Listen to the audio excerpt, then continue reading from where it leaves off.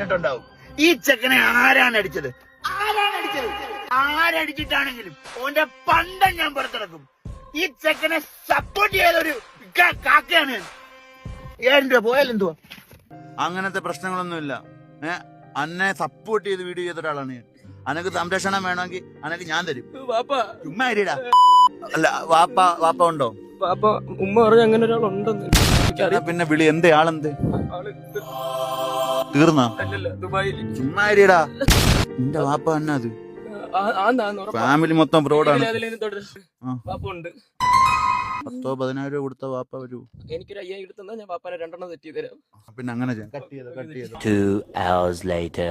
നമസ്കാരം ചങ്കളെ. ഈ ചെക്കന്റെ വണ്ടി അടിച്ച് പൊട്ടിച്ചവന്മാരെ നമുക്ക് കിട്ടിയിരിക്കണം. ഓന്റെ വീടിന്റെ അവസ്ഥ, ഓന്റെ 2ാമത്തെ വാപ്പ കിടപ്പിലാണ്, 1ാമത്തെ വാപ്പ ഇല്ല. അപ്പൊ അങ്ങനെയുള്ള ഒരു നമുക്ക് അവനെ റിവീൽ ചെയ്യേണ്ട.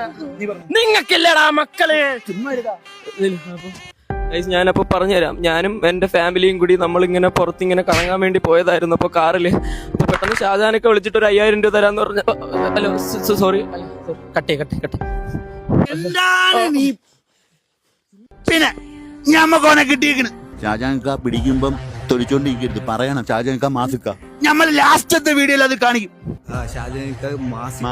എന്നെ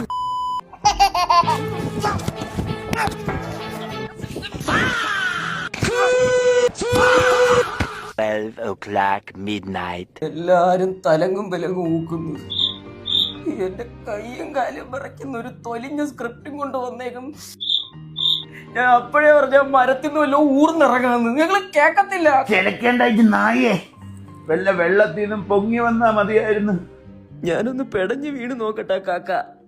നീ ഒന്ന് പെടഞ്ഞ.